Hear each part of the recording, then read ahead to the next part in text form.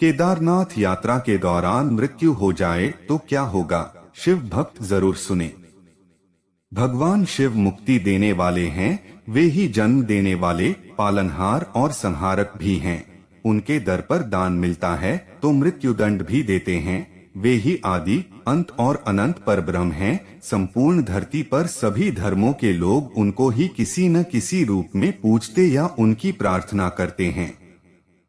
हिंदू धर्मानुसार 4 धाम की यात्रा करना जरूरी है। इस यात्रा का आध्यात्मिक महत्व है। जिस व्यक्ति के मन में वैराग्य और धर्म की ज्योति जल रही है, उसे यहाँ जरूर जाना चाहिए। ये 4 धाम है बद्रीनाथ, द्वारिकाधीश, जगन्नाथ और रामेश्वरम। उत्तराखंड में जब बद्रीनाथ धाम की यात्रा करते हैं, तब यहाँ स्थित गंगोत्री, यमुनोत्री और केदारनाथ की यात्रा किए बगैर तीर्थ पूरा नहीं माना जाता। कहते हैं कि भगवान विष्णु बद्रीनाथ में स्नान करते हैं, द्वारिकाधीश में वस्त्र पहनते हैं, जगन्नाथ में भोजन करते हैं और रामेश्वरम में विश्राम करते हैं। आओ अब हम बात करते हैं केदारनाथ तीर्थ के बारे में।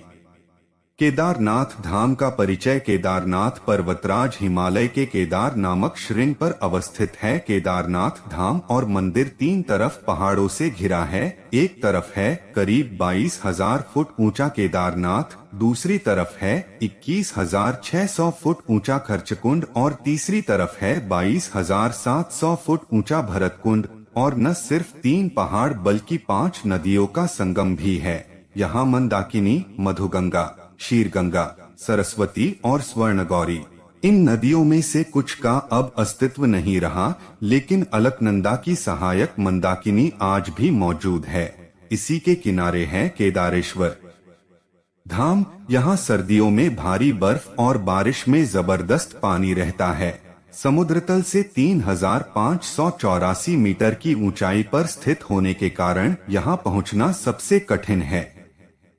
शिव के ज्योतिर्लिंगों का दर्शन और पूजन को शुद्ध, पवित्र और अत्यधिक विनम्र होकर किया जाता है, अन्यथा भोले भंडारी का अपमान उनके गणों, उनकी अर्धांगिनी को बर्दाश्त नहीं होता। भगवान राम भी कहते हैं कि शिव का द्रोही मुझे स्वप्न में भी पसंद नहीं। यदि आप केदारनाथ की यात्रा पर जा रहे हैं तो सावधान रहें, पवित्र रहें और अपने पापों की क्षमा के प्रार्थी बने। हिंदू लोग यह भली भांति नहीं जानते हैं कि सिर्फ शिवलिंग और शालिग्राम की ही पूजा और अर्चना होती है, किसी मूर्ति की नहीं। शिवलिंग या शालिग्राम पर ही दूध, दही, जल और पुष्पादि अर्पित किए जाते हैं। राम के काल से पूर्व शिवलिंग और शालिग्राम की पूजा और अर्चना का प्रचलन रहा है। समय बदला और तीर्थों में शालिग्राम की जगह विष्णु और कृष्ण की मूर्तियां स्थापित कर दी गई। कई शिव मंदिरों में शिवजी की मूर्ति स्थापित कर दी गई।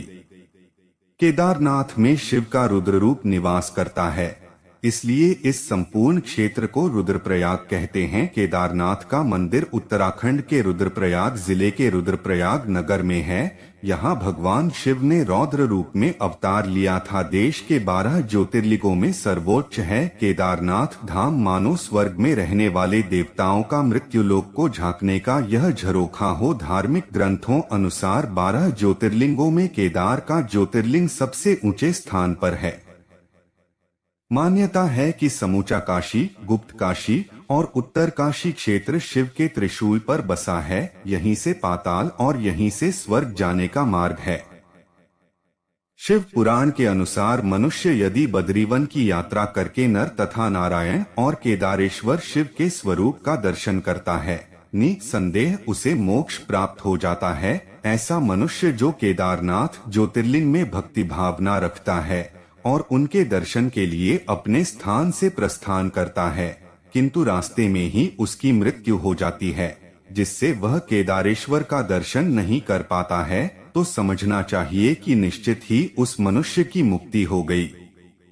शिव पुराण के अनुसार केदार तीर्थ में पहुंचकर वहां केदारनाथ ज्योतिर्लिंग का पूजन कर जो मनुष्य वहां का जल पी लेता है, उसका पुनर्जन्म नहीं होता है।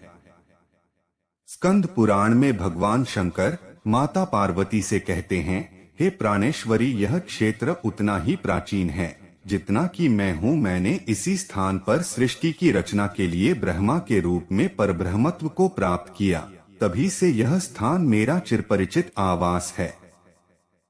यह केदारखंड मेरा चिरनिवास होने के कारण भूस्वर्ग के समान है। मित्रों, पुराण कथा अनुसार हिमालय के इस क्षेत्र में भगवान विष्णु के चौथे अवतार महातपस्वी नर और नारायण ऋषि तपस्या करते थे। इन दोनों ने पवित्र हिमालय के बदरिकाश्रम में बड़ी तपस्या की। उन्होंने पार्थिव शिवलिंग बनाकर श्रद्धा और भक्ति पूर्वक उसमें विराजने के लिए भगवान शिव से प्रार्थना की। उनकी आराधना से प्रसन्न होकर भगवान शंकर प्रकट हुए और उनकी प्रार्थनानुसार ज्योतिर्लिंग के रूप में सदा वास करने का वर प्रदान किया। भगवान शंकर उन दोनों तपस्वियों के अनुरोध को स्वीकारते हुए हिमालय के केदार तीर्थ में ज्योतिर्लिंग के रूप में स्थित हो गए।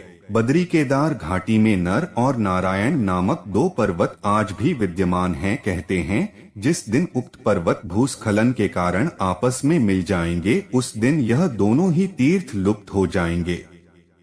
मित्रों, पुराणों में पंचकेदार की कथा का वर्णन मिलता है। कहा जाता है कि महाभारत के युद्ध में विजयी होने के बाद पांडव अपने भाई बंधुओं की हत्या के पाप से मुक्त होना चाहते थे। उनको ऋषियों ने इस पाप मुक्ति के लिए भगवान शंकर की शरण में जाने का सुझाव दिया। पांडवों ने देवाधिदेव महादेव के दर्शन के लिए काशी के लिए प्रस्थान किया। जब वे काशी पहुँचे तो भगवान वहां नहीं मिले। तब साधुजनों के कहने पर पांडवों ने उनकी खोज के लिए हिमालय के बद्री क्षेत्र के लिए प्रस्थान किया। भगवान शंकर पांडवों को दर्शन नहीं देना चाहते थे, इसलिए वे वहां से भी अंतर्ध्यान होकर केदार में जा बसे। पांडवों को जब यह पता चला तो वे भी उनके पीछे पीछे केदार पर्वत पर पहुंच गए।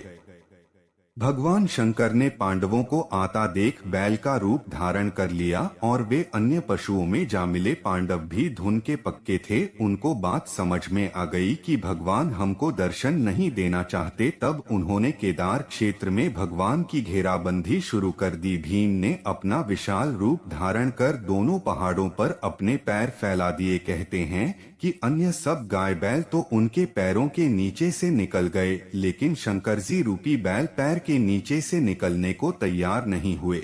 वे वहां अड़ गए। तब भीम ने तत्क्षण ही उनकी पीठ को पकड़ना चाहा, लेकिन भोलेनाथ विशाल रूप धारण कर धरती में समाने लगे। तब भीम ने बलपूर्वक बैल की त्रिकोणात्मक पीठ का भाग पकड़ कस कर पकड़ लिया। भगवान शंकर पांडवों की भक्ति दृढ़ संकल्प देखकर प्रसन्न हो गए। उन्होंने तत्काल दर्शन देकर पांडवों को पाप मुक्त कर दिया। उसी समय से भगवान शंकर बैल की पीठ की आकृति पिंड के रूप में श्री केदारनाथ में पूजे जाते हैं।